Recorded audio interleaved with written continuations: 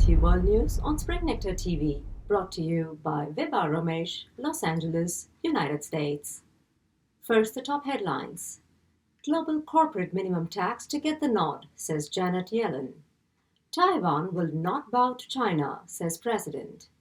Australia steps out of 106-day lockdown. India and United Kingdom discuss vaccine certification. Prime Minister warns of terror from Afghanistan. COP26, new commitments on climate crisis. Moving on to news in detail.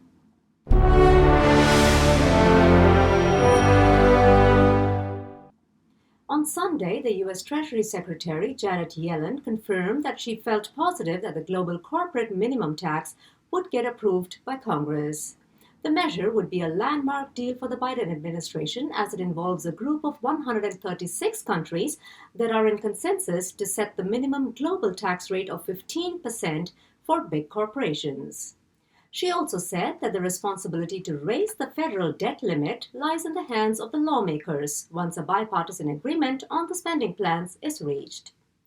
In her words, once Congress and the administration have decided on spending plans and tax plans, it's simply their responsibility to pay the bills that result from that.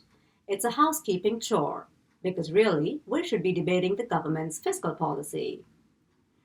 Meanwhile, investigation into the deadly U.S. Capitol assault reached another milestone. The investigation committee plans to request federal prosecution of those that refuse to comply with subpoenas. News has it that former aides to Donald Trump, Dan Scavino, Kash Patel, and Mark Meadows are evading subpoenas as instructed by Trump. A spokesperson said that the committee wants to make sure that these witnesses come in and testify, and we are prepared to go forward and urge the Justice Department to criminally prosecute anyone who does not do their lawful duty.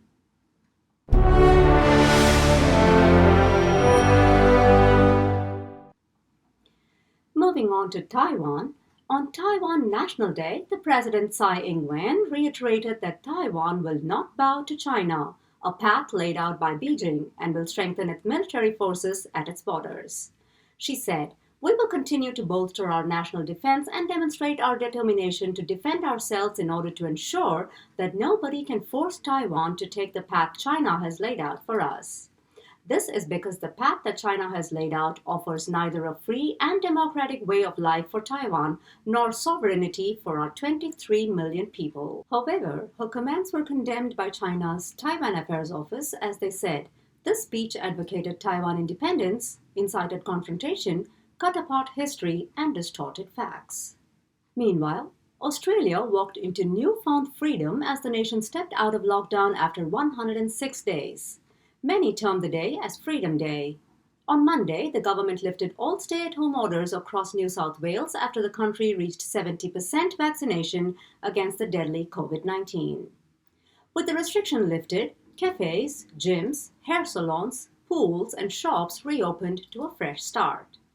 That said, limitations on gatherings are still in place, although a tad liberal. To that extent, one can invite not more than 10 people to their home and public gatherings are limited to 30. Nevertheless, Australians are happy to be out of the cocoon and resume an almost normal lifestyle.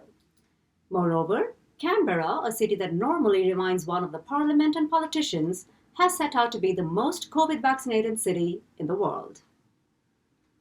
Over to Afghanistan. Several refugees that took shelter in the United Kingdom after the Taliban took over are now facing another challenge that questions their choice to flee to the UK in the first place.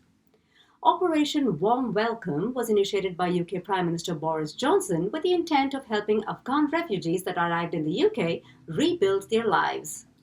However, the lack of housing has moved around 7,000 refugees to seek temporary accommodation in hotels with limited access to healthcare facilities and a bleak chance to pursue education or mingle with their local communities.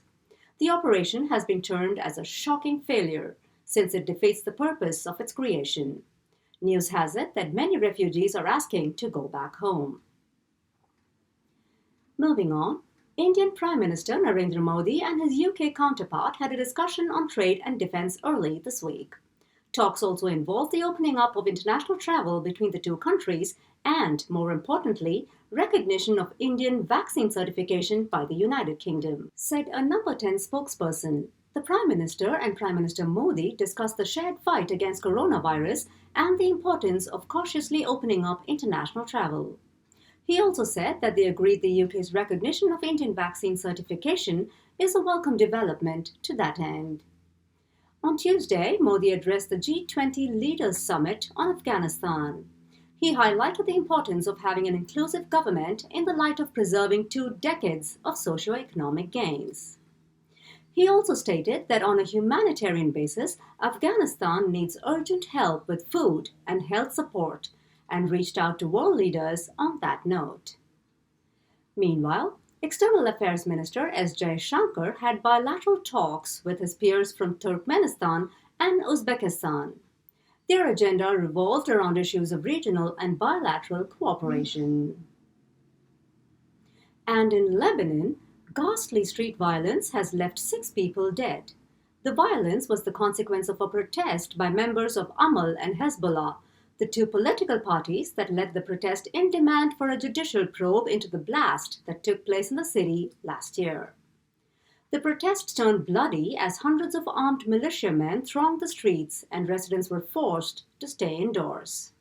Sources say that a sniper fire was the trigger that turned the protests into a violent spree that could not be controlled even by the soldiers who were deployed on the scene.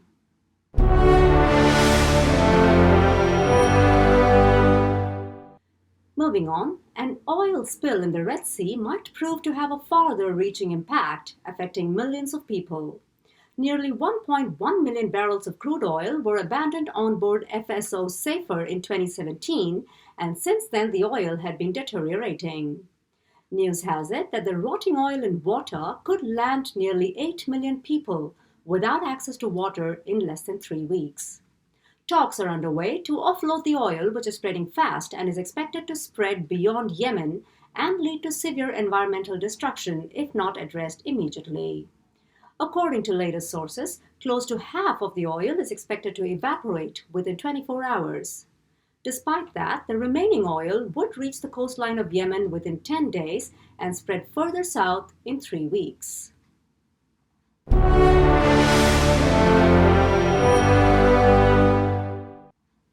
Over to COP26. As the world is set to establish new policies and commitments with respect to climate, United States Presidential Envoy for Climate, John Kerry, gave an optimistic assessment of the prospects. To this effect, he remarked that the measure of success at Glasgow is we will have the largest, most significant increase in ambition by more countries than everyone ever imagined possible. A much larger group of people are stepping up. I know certain countries are working hard right now on what they can achieve. He also asserted that the upcoming summit will set the pace for further progress in meeting the 2015 Paris Agreement. That brings us to the last item in this week's report, the much-awaited Did You Know?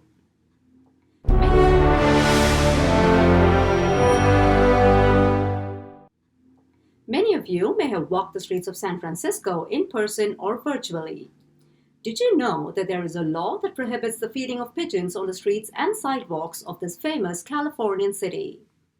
Well, the Public Works Department have cited several reasons why not to, but the one that stands out is that pigeons could be harmed when fed by the public. The act is considered illegal and violators could be subject to a fine. That'll be all in this week's news report. I'll see you again next week with more world news on Spring Nectar TV. Stay safe.